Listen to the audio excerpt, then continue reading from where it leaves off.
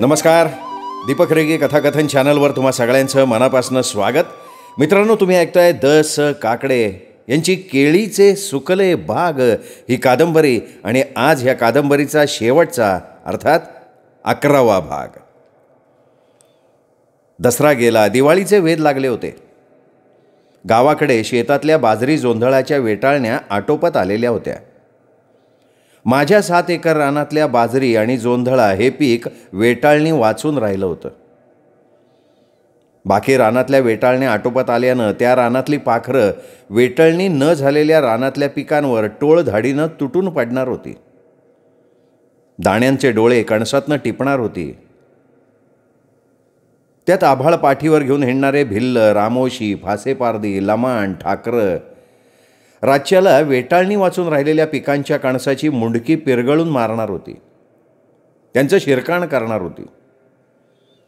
7 एकरातल्या बाजरी जोंधळ्याची ती ताटं त्यामुळे फार बुच्ची बुच्ची दिसणार होती. आणि म्हणूनच मला झुंबरनं एका पाठोपाठ एक अशी आठवड्यात 4 पत्रं पाठवली होती. तिला मी माझ्या 7 एकरची अर्धलीनं काही दिलेली नव्हती जमीन, किंवा तिला मी माझ्या शेतीची मशागत कर असंही सांगितलेलं नव्हतं. हा सगळा कारभार तेजश्रीनं केलेला होता. त्यावेळी मी एका TV सिरियलमध्ये गुंतलो होतो. लेखन चालू होतं. एका सिनेमासाठी माझ्या कथेवर पटकथा संवादाचं काम माझ्याकडे होतं. सिनेमाचं काम तसं अर्जंट होतं असं नाही. TV सिरियलचं काम पुढे ढकलणं शक्य नव्हतं, कारण ती सिरियल मला चांगलं नाव देणार होती. प्रोड्युसर नावाजलेला होता. त्यांनी मला रॉयल्टी पण चांगली दिली होती. कथा कादंबरी लेखनात मी बसलो की एक जागचा 4-4 तास उठत नाही. त्यात सिगरेट, पान, तंबाखू, चहा, मद्य याची मला गरजही पडत नाही. फिल्म इंडस्ट्रीसारख्या मोहनगरीत संपर्क येऊन सुद्धा मी कोरडाच राहिलो होतो. झुंबरनं तेवढं तिच्या आठवणींचं वेड तिच्या लग्नानंतर जबरदस्त लावलं होतं. लेखन करताना तिची आठवण मला अस्वस्थ करायला लागली होती. झुंबरचं लग्न तिच्या मनाविरुद्ध लावलं गेलं. माझ्या डोळ्यांपुढे माझ्या घरातल्या स्वयंपाकघरात जमिनीवर पडलेल्या तिच्या बांगड्यांचे तुकडे, तिचं रक्त हे सारखं फिरत होतं. TV सिरियलचं लेखन मी 5 दिवसात बैठक मारून संपवलं. प्रोड्युसर डायरेक्टरला फोन करून मी त्यांच्या हातात लेखन सोपवलं. अरे दत्ता बाबूजी, गावी जात आहे, कोई खास बात? TV सिरियलचा डायरेक्टर शर्मा म्हणाला. हां मेरे खेती का काम. मग गेलोच पाहिजे. त्यात तुम्ही ग्रामीण कथा कादंबरीकार. चांगली एखादी फक्कड कथा मिळाली तर मी स्वतः प्रोड्युसर बनेल, डायरेक्ट बी करेल. काय हो, पण प्रोड्युसर तेजश्री मॅडमला पण जबरदस्त कथा हवी आहे माझ्याकडनं. शर्माला मी तेजश्रीचं नाव सांगितलं. तेजश्रीचं नाव ऐकताच तो हसला. त्याचं हसणं मला चमत्कारिक वाटलं. दत्ता बाबू, तुम्हारा और तेजश्री मैडम का बहुत झमेला चलता है. हाँ, तुम दोनों के एज में तो 15 बरस का डिफरन्स है. M I right? शर्मा तसा सरळ होता, त्याचं मन स्वच्छ होतं, पण तरी त्यालाही तेजश्री आणि माझ्या मैत्रीनं संशयात पाडलं होतं. चलता है शर्मा, आप तो मेरे पिताजी जैसे हो. तो भी आपल्या दोघांची दाट मैत्री आहे का नाही? अरे दत्ता बाबू, छोड़ दो ये मामला. Be happy in your personal life. त्यांनी मला शुभेच्छा दिल्या. तुम्ही माझी मारुती गाडी पाहिली का नाही? मला वाटतं गाडीच्या कारचा चॉईस तेजश्री मॅडमचा. Am I right? पुन्हा तेजश्रीचा विषय. हो बरोबर आहे. मी खोटं नाही बोलू शकलो. तेजश्री मॅडमची चॉईस मी नाकारूही शकत नव्हतो. शर्मा गेला, पण माझ्या मनावर तेजश्रीचं मोरपीस फिरवून गेला. झुंबर, माधवी, तेजश्री. पहिली माझ्यापेक्षा बरीच लहान, दुसरी माझ्यापेक्षा फक्त 1 वर्षानं मोठी, तर तिसरी माझ्यापेक्षा 15 वर्षांनी मोठी. झुंबरनी मला मोहात पाडलं. माधवीनं मला मोहात पाडण्याचा प्रयत्न केला. पण तेजश्रीने मला आणि झुंबरला सावरण्याचा प्रयत्न केला. तितक्यात फोन वाजला. मी तो हातात घेतला, कानाला लावला.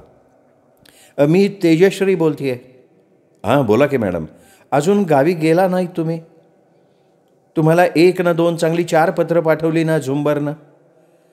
हो पण हे तुम्हाला कसं माहिती? मी झुंबरची मोठी बहीण आहे म्हटलं. काय? तुम्ही मोठ्या बहीण तिच्या? हो. मग तुम्ही माझ्या कोण? तुमच्याशी मी तसं माझं नातं तुम्हाला सांगितलं का अजून? बोला बरं.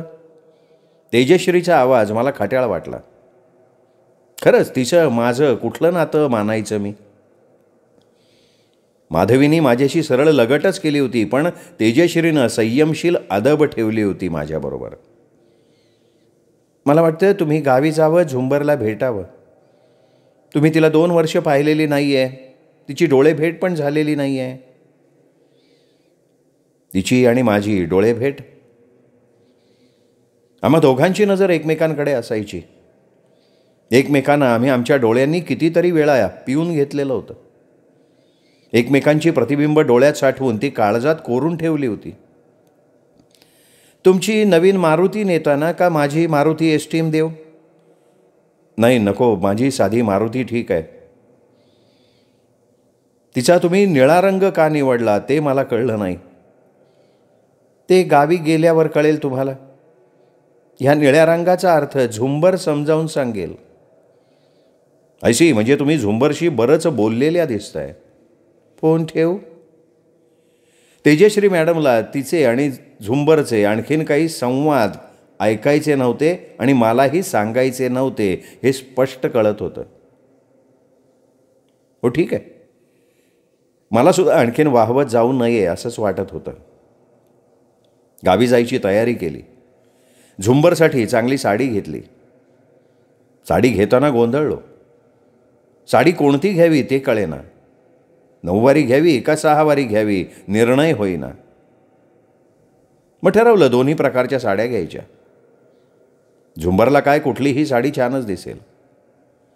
जातीच्या सुंदरीला काहीही चांगलं दिसतं.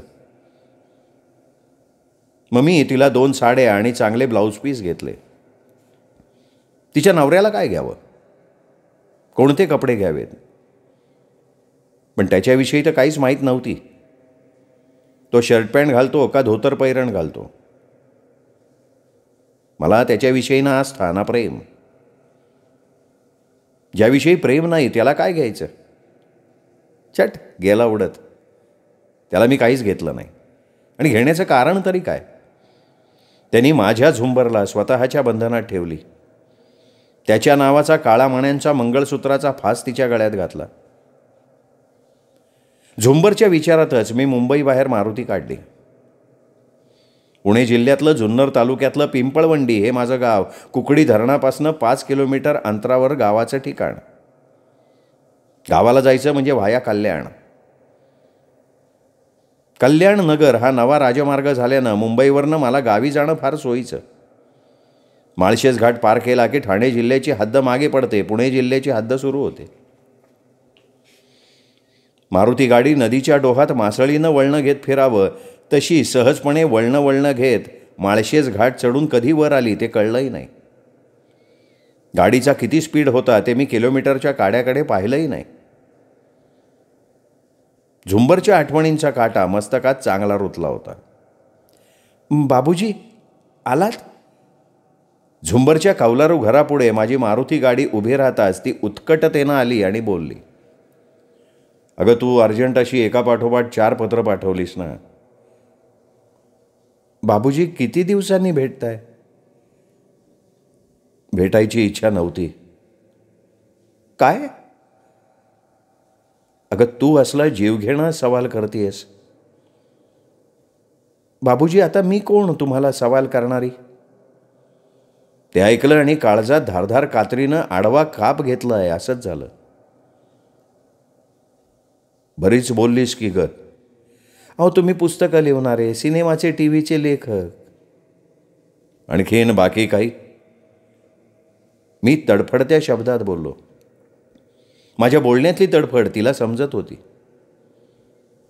ती आत गेली, स्वच्छ पाण्याचा स्टीलचा तांब्या घेऊन आली. पाण्याचा तांब्या घेताना माझा हात तिच्या हाताला लागला तसे तिचे डोळे विस्फारले. माझ्या स्पर्शानं ती मागे सरकली, अंतर ठेवून उभी राहिली. पाणी तोंडात घेतलं पण नरड्यात उतरलं नाही. जोरात ठसका लागला. काय काय झालं बाबूजी? काय व्हायचं राहिलंय झुंबर. झुंबरनं मान खाली घातली.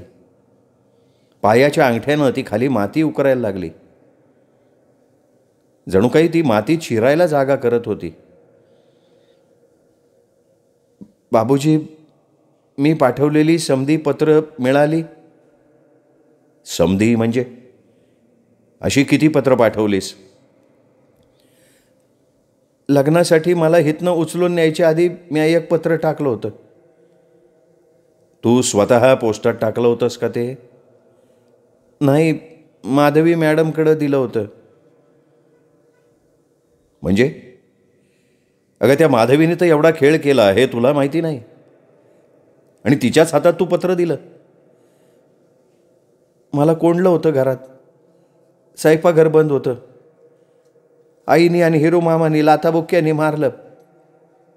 भांगड्या फुटल्या, माझ्या हातात घुसले. माधवी मॅडम आली म्हणून तिने सोडवलं. मग त्यांच्या हातात दिलं पत्र टाकायला. झुंबर, मला ते नाही मिळालं ग पत्र. झुंबर, अगं ते पत्र मिळालं असतं ना तर सुटलेल्या बाणागत सणसणत आलो असतो बघ मी. त्या ठकीला, हिऱ्याला रक्तबंबाळ करून जिवंत मारून टाकलं असतं मी. झुंबरनं मान वळवली. दंडातल्या चोळीलाच तिने डोळे लावले. तिच्या डोळ्यात पाणी आलं होतं. तुझ्या कुंकवाचा धनी कुठे गेलाय? कुंकवाचा धनी? माझ्या तोंडून तिच्या कपाळाच्या कुंकवाच्या धन्याचा विषय निघताच तिच्या चेहऱ्यावरचा रंगच उडाला. तिने कपाळाला टेकवलेली कुंकवाची लाल टिकली उडाली, खाली मातीत पडली. क्षणभर तिचं कपाळ उघडं पडलं. तिने कुंकवाच्या टिकलीची जागा चाचपडून बघितली. कपाळी कुंकू नाही हे लक्षात येताच ती गडबडली. खाली मातीत पडलेली कुंकवाची टिकली तिने कपाळावर टेकवली, पण ती नीट नाही बसली. झुंबर, तुझं कपाळ कोणाच्या कुंकवासाठी होतं? माझ्या कुंकवाच्या धान्याला गावात पाठवलंय मी. ती कसं बसं बोलली आणि तिने कपाळावर ती कुंकवाची टिकली दाबून धरली.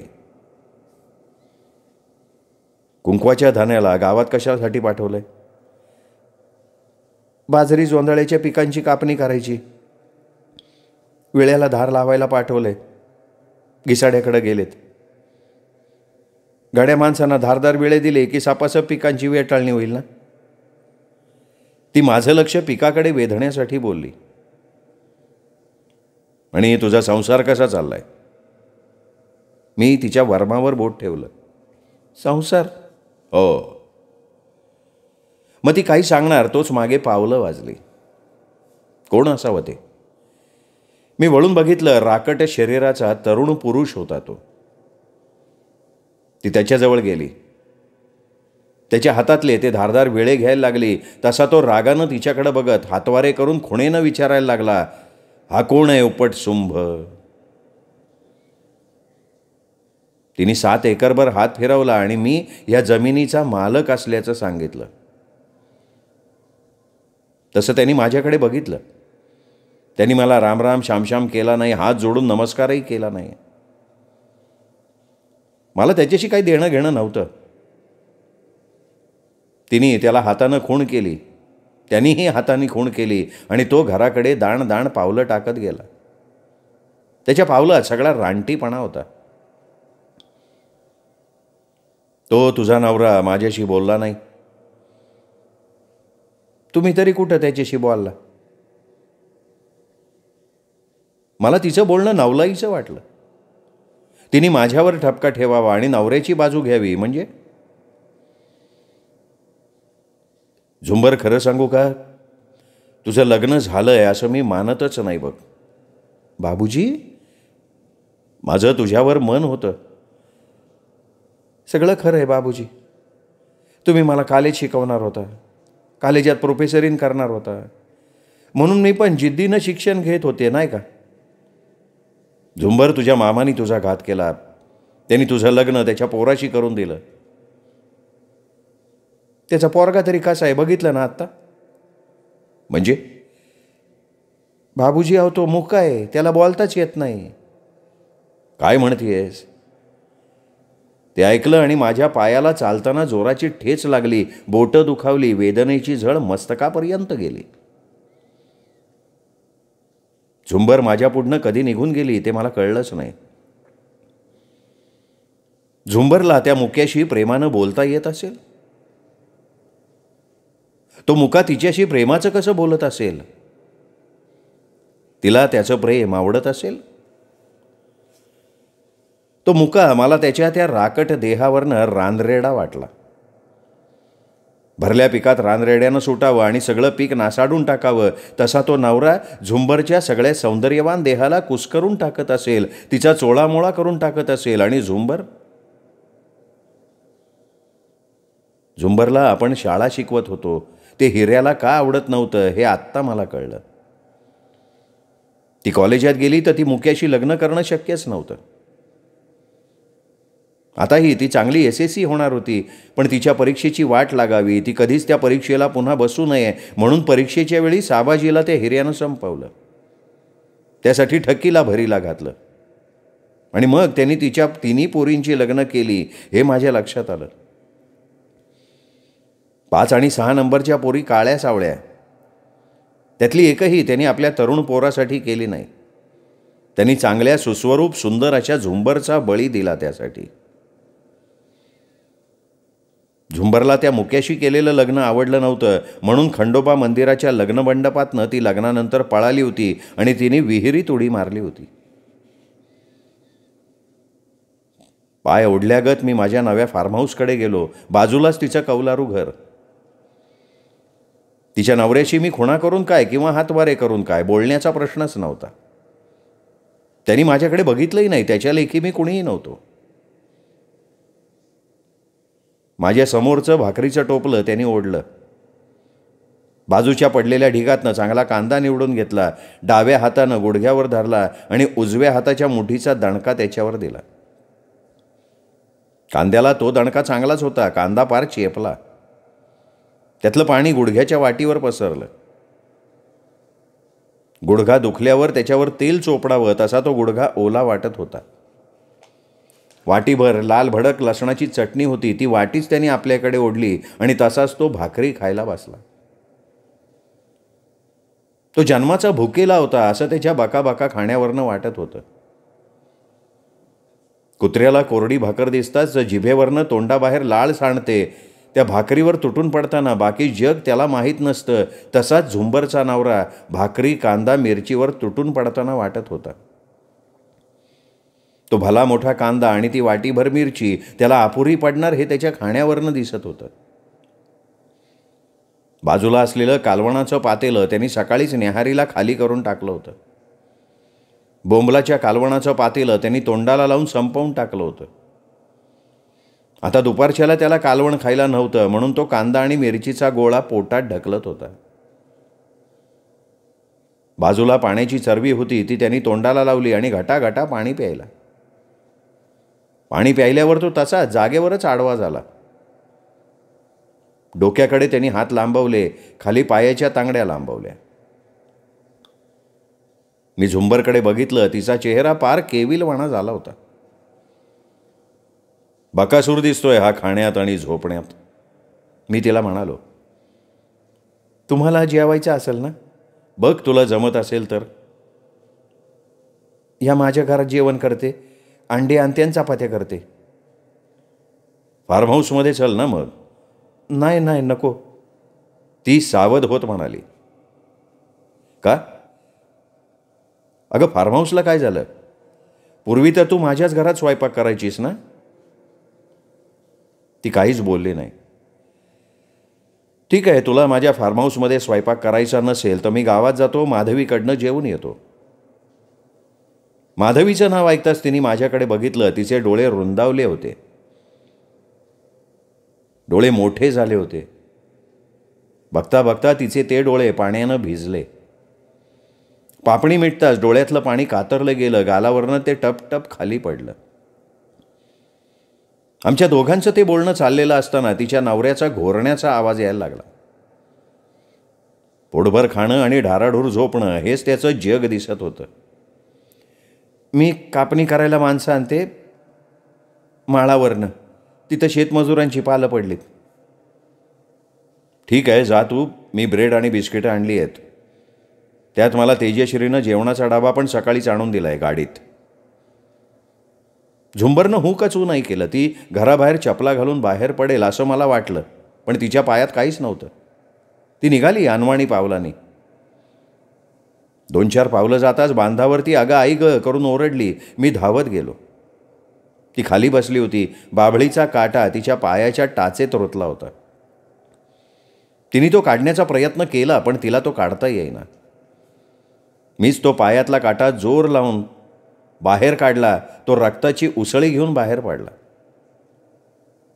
पायाची टाच रक्तानं माखली गेली आणि ते रक्त बघून माझं काळीज रक्तबंबाळ झालं. झुंबर कामाला वाघ होती. तिने लगेच 15-20 जोड्या बाजरीच्या कापणीला लावल्या.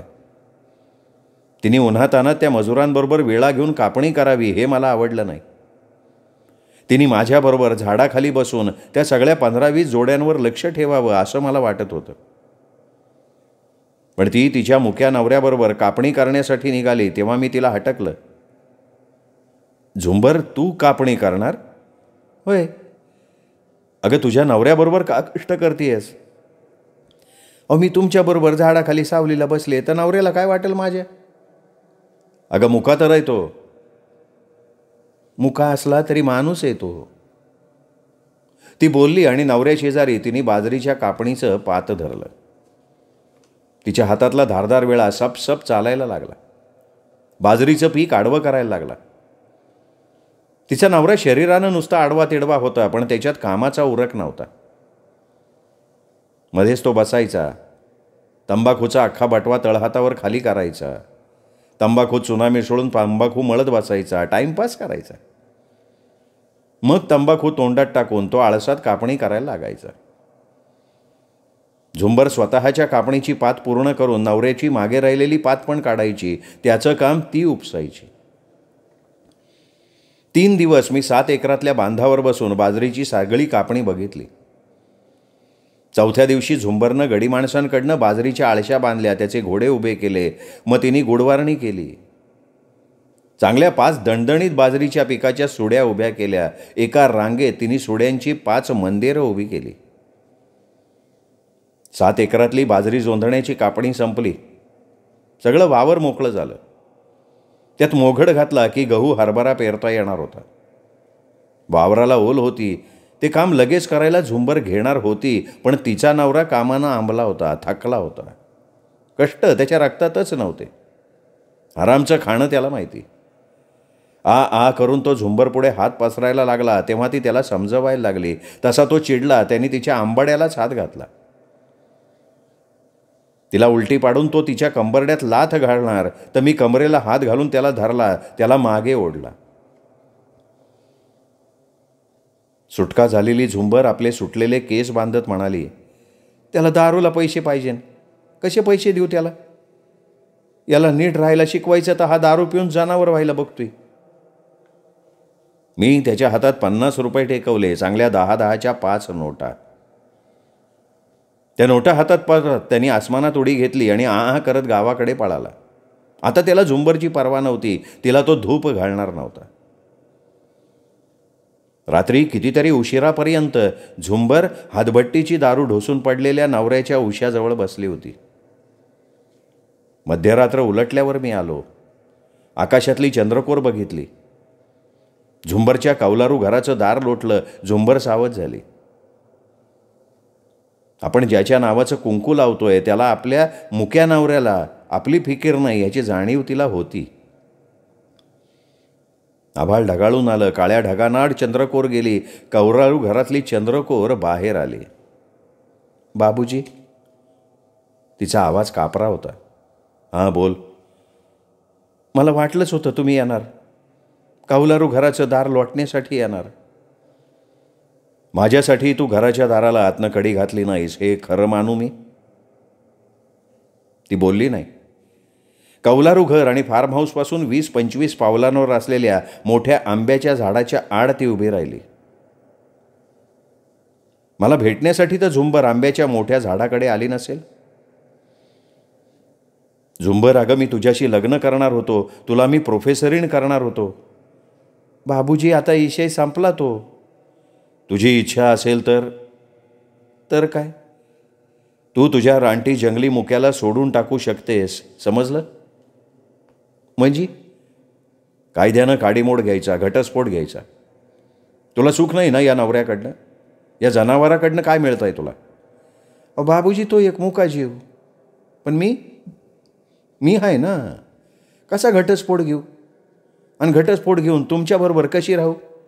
अगं तुझ्या मनाविरुद्ध झाले ना हे. ते मला मान्य आहे बाबूजी, पण मी आता बंधनात आहे ना. तोडायचं ते बंधन. तू काय बघणार आहेस या मुक्या माणसात? तुझं हे मुकं दुःख मला नाही बघवत. नाही बाबूजी, नाही.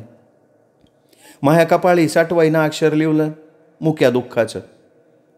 ते मला भोगाय पाहिजे. तुमच्या झुंबरला मोहात पाडू नका तुमच्या लग्नाचे. अगं पण त्या तेजश्री मॅडमनी सुद्धा आपल्या नवऱ्याला सोडलं, माहिती आहे ना तुला? कायदेशीर तसं करतो मी. तुला काही त्रास होणार नाही.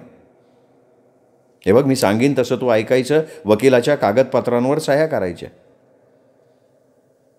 बाबूजी, तुम्हाला मला समजून घ्यायचं नसेल तर तुमची 7 एकर जमिनीची अर्धली सोडते मी. माझ्या मुक्या नवऱ्याला घेऊन मी दुसरीकडं कोणाच्या बी शेतावर कष्टाला जाते. कष्टाऱ्याला काय हो, काम कुठं बी मिळतं की. ती बोलली, चालायला लागली. तसा मी पुढे झालो. तिला अडवलं. म्हटलं, अगं तेजश्री मॅडमला वाटतंय की. मी तिला समजावायच्या सुरात म्हणालो, पण ती म्हणाली, हे बघा, तुम्हाला जे आत्ता सांगितलं तेच मी त्यांना सांगितलं. त्यांनी तर माझं मन वळवायचा किती प्रयत्न केला.